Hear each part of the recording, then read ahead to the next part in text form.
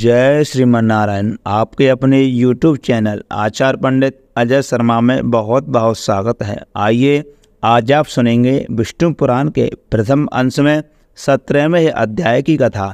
अगर आपने अभी तक पिछले अध्याय की कथा श्रवण नहीं की है तो कृपा करके अवश्य श्रवण करें। हमारे YouTube चैनल पर विष्णु पुराण के नाम से प्लेलिस्ट तैयार हो चुका है, वहाँ पर आपको सभी अध्यायों की कथा सुनने के लिए मिल जाएगी। तो कृपा करके सभी अध्यायों को क्रमशः एक एक करके श्रवण करें और अपने जीवन को धन्य बनाएं। भगवान विष्णु की कृपा आपके ऊपर हमेशा बनी रहे, यही हमारी ठाकुर जी से प्रार्थना है।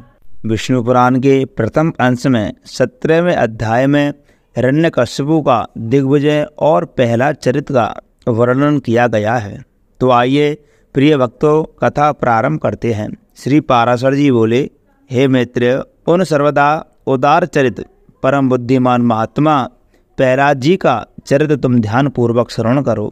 पूर्व काल में दिति के पुत्र महाबली हिरण्यकश्यपु ने ब्रह्मा जी के वर से गर्भयुक्त सशक्त होकर के संपूर्ण त्रिलोकी को अपने वशीभूत कर लिया था। वह दैत्य इंद्र पद का भोग करता था। वह महान असुर स्वयं ही सूर्य, वायु, अग्नि, वरुण और चंद्रमा बना हुआ था।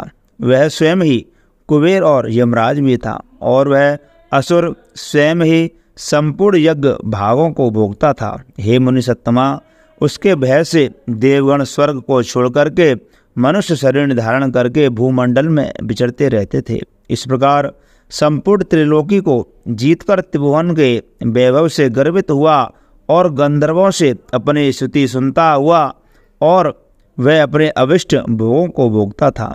उस समय उस मद्यपानासक्त महाकाय हिरण्यकश्यपु की समस्त सिद्ध गंधर्व और नाग आदि उपासना करते थे। उस दैत्यराज के सामने कोई सिद्धगण तो बाजे बजाकर उनका यशोगान करते और कोई अति प्रसन्न होकर के जय जयकार करते, तथा वह असुरराज वहाँ स्फटिक एवं अभ्र शिला के बने हुए मनोहर महल में, जहाँ अप्सराओं का उत्तम नृत्य हुआ करता था, प्रसन्नता के साथ मद्यपान करता रहता था। उसका प्रहलाद नामक महाभाग्यवान पुत्र था। वह बालक गुरु के यहाँ जाकर के बालोचित पाठ कर पढ़ने लगा। एक दिन वह धर्मात्मा बालक गुरुजी के साथ अपने पिता दैत्यराज के पास गया तो उस समय मद्यपान में लगा हुआ था। तब अपने चरणों में झुके हुए अपने परम तेजस्वी पुत्र प्रहलाद को उठा करके पिता हिरण्यकश्यपु ने कहा। हिरण्यकश्यपु बोला, बेटा, अब तक अध्ययन में निरंतर तत्पर रहकर तुमने जो कुछ पढ़ा है उसका सारभूत शुभ भाषण हमें सुनाओ। प्रहलाद जी बोले, पिताजी, मेरे मन में तो सबके सारांश रूप में स्थित है, वह मैं आपकी आज्ञा अनुसार सुनाता हूँ। सावधान होकर के सुनिए। जो आदि मध्य और अंत से रहित है, अजन्मा है, बुद्धि क्षय शून्य और अच्युत है, समस्त कारणों के कारण तथा जगत के स्थिति और अंत करता उन श्री हरि को मैं प्रणाम करता हूँ। श्री पाराशर जी बोले, यह सुनकर के दैत्यराज हिरण्यकश्यपु ने क्रोध में नेत्र लाल करके प्रहलाद के गुरु की ओर देखकर कांपते हुए होठों से बोला।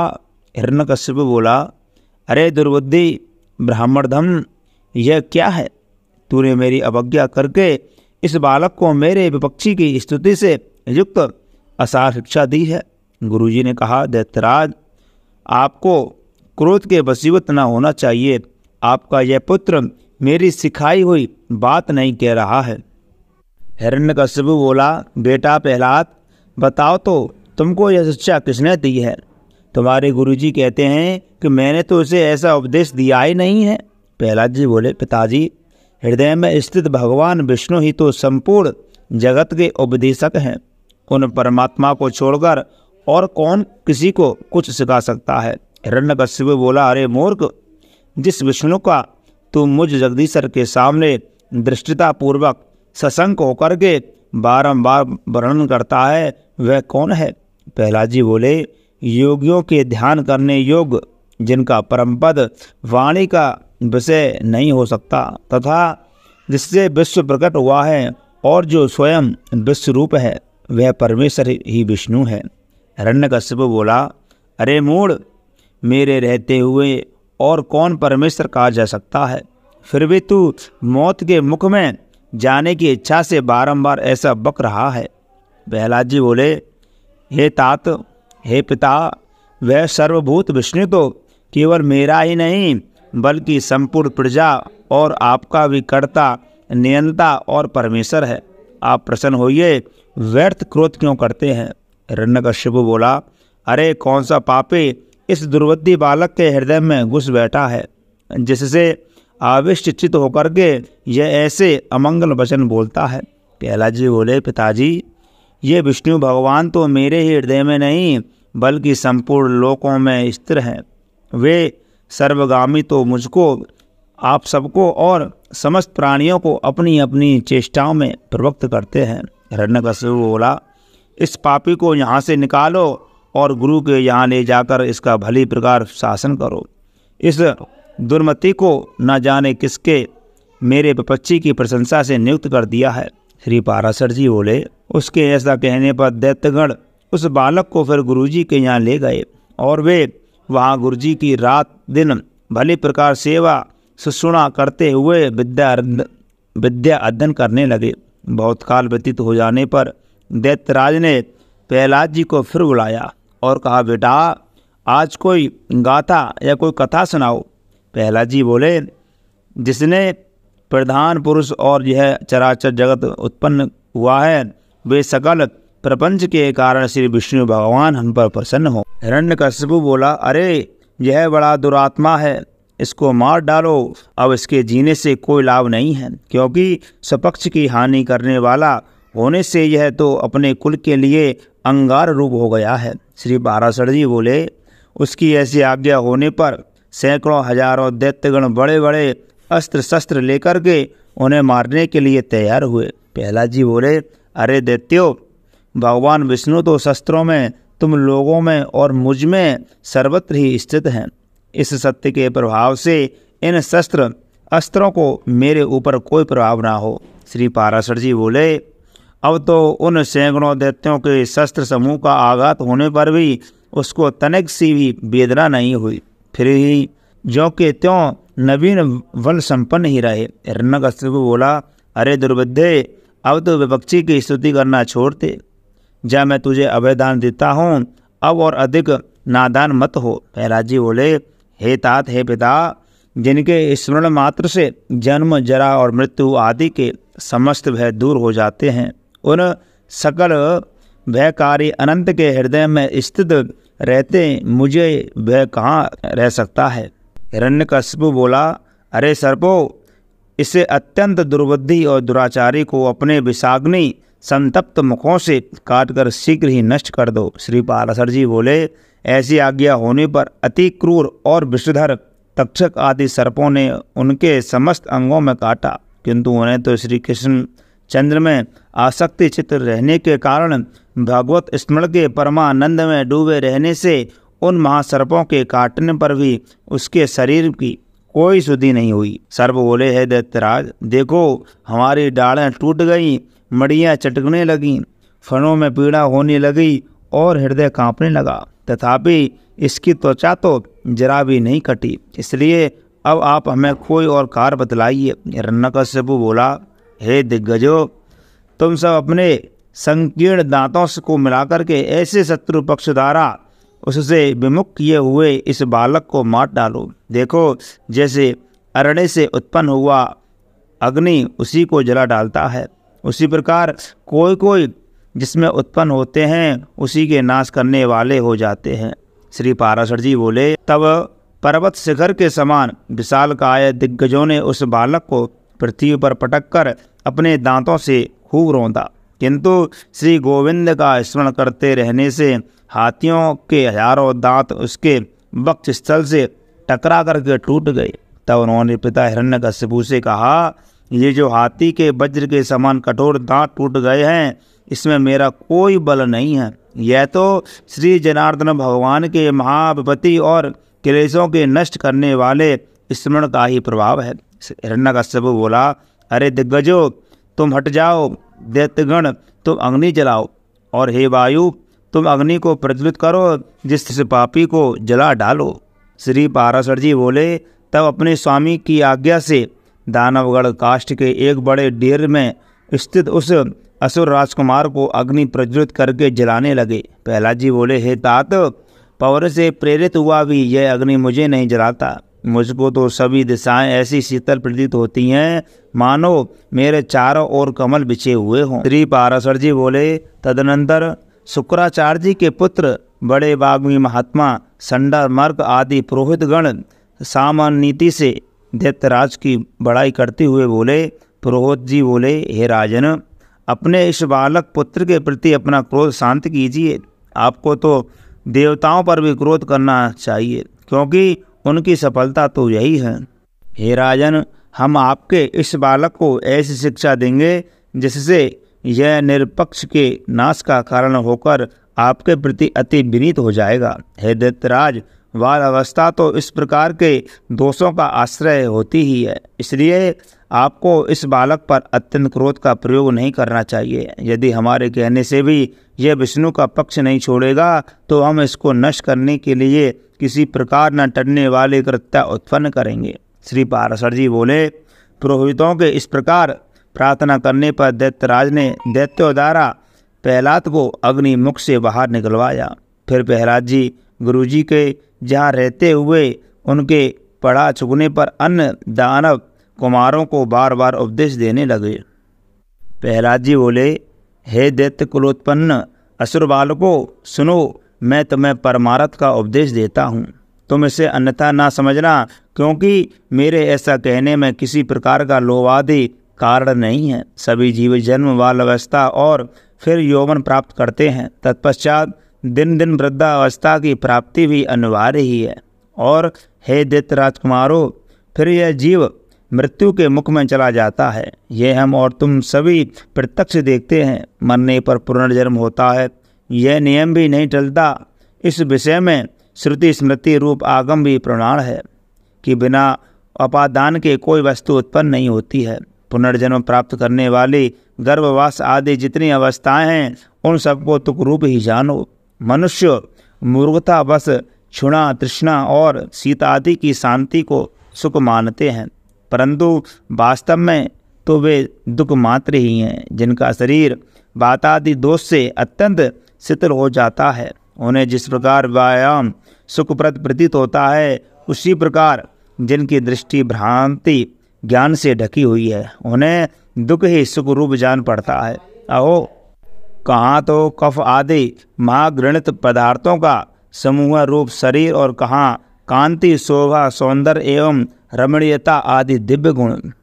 यदि किसी मूढ़ पुरुष की मांस, रुधिर, पीव, विष्ठा, मूत्र, स्नायु, लज्जा, मज्जा और अस्थियों के समूह रूप इस शरीर में प्रीति हो सकती है, तो उसे नरक भी प्रिय लग सकता है।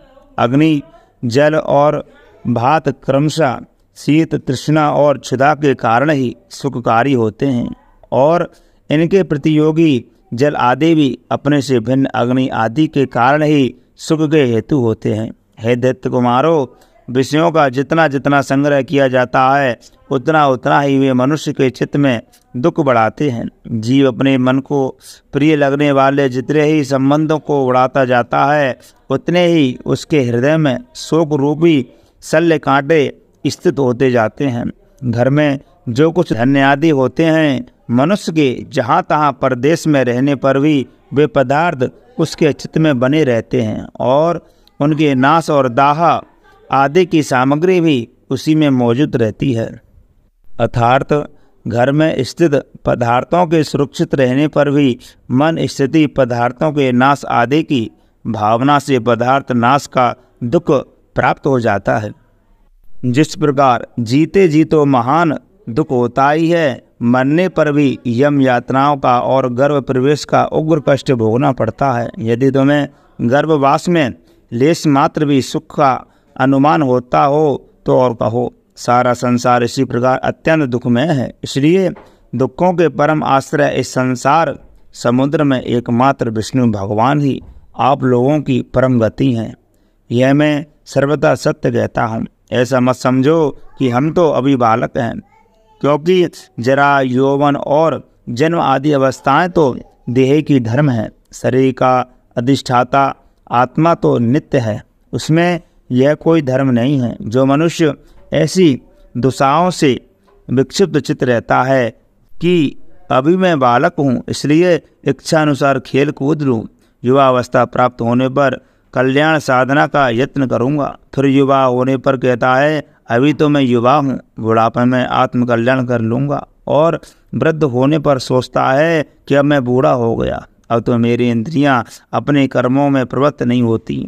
शरीर के शिथिल हो जाने पर अब मैं क्या कर सकता हूँ? सामर्थ्य रहते तो मैंने कुछ किया ही नहीं, अब अपने कल्याण पथ पर कभी अग्रसर नहीं होता, केवल भोग तृष्णा में ही व्याकुल रहता हूँ।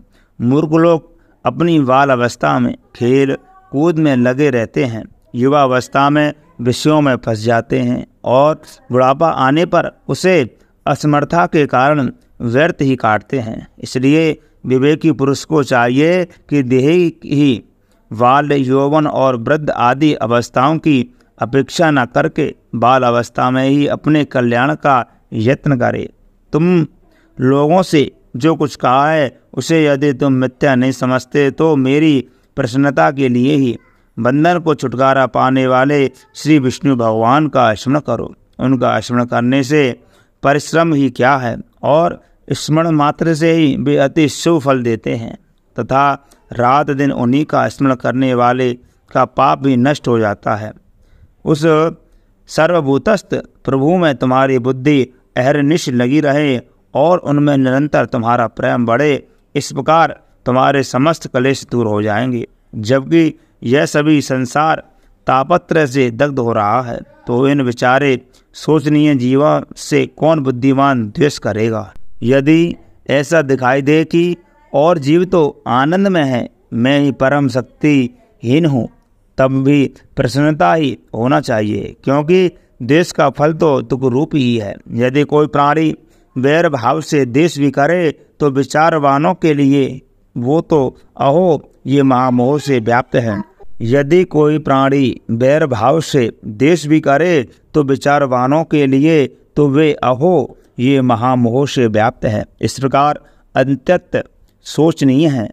हे दैत्यगण, ये मैंने भिन्न भिन्न दृष्टि वालों के विकल्प भिन्न भिन्न उपाय कहे, अब उनका समन्वय पूर्वक समुचित विचार सुनो। यह संपूर्ण जगत सर्वभूत में भगवान विष्णु का विस्तार है, अतः विचक्षण पुरुषों को इसे आत्मा के समान अभेद रूप से देखना चाहिए। इसलिए दैत्य भाव को छोड़कर हम और तुम ऐसा यत्न करें जिससे शांति लाभ कर सकें। जो परम शांति अग्नि, सूर्य, चंद्रमा, वायु, मेद, वरुण, सिद्ध, राक्षस, यक्ष, दैत्यराज, सर्प, किन्नर, मनुष्य, पशु और अपने दोषों से तथा ज्वर, नेत्र रोग, अतिसार, प्लीहा, तिल्ली और गुल्म आदि रोगों से एवं द्वेष, ईर्षा, मत्सर, राग, लोभ और किसी अन्य भाव से भी कभी छीड़ नहीं होती, और जो सर्वदा अत्यंत निर्मल है उसे मनुष्य अमर स्वरूप श्री केशव के मनोनिवेश करने से प्राप्त कर लेता है। हे दैत्यों, मैं आग्रह पूर्वक कहता हूँ कि तुम इस असार संसार के विषयों में कभी संतुष्ट मत होना। तुम सर्वदृष्टि करो, क्योंकि समता ही श्री अच्युत की वास्तव आराधना है। उन अच्युत के प्रसन्न होने पर फिर संसार में दुर्लभ ही क्या है।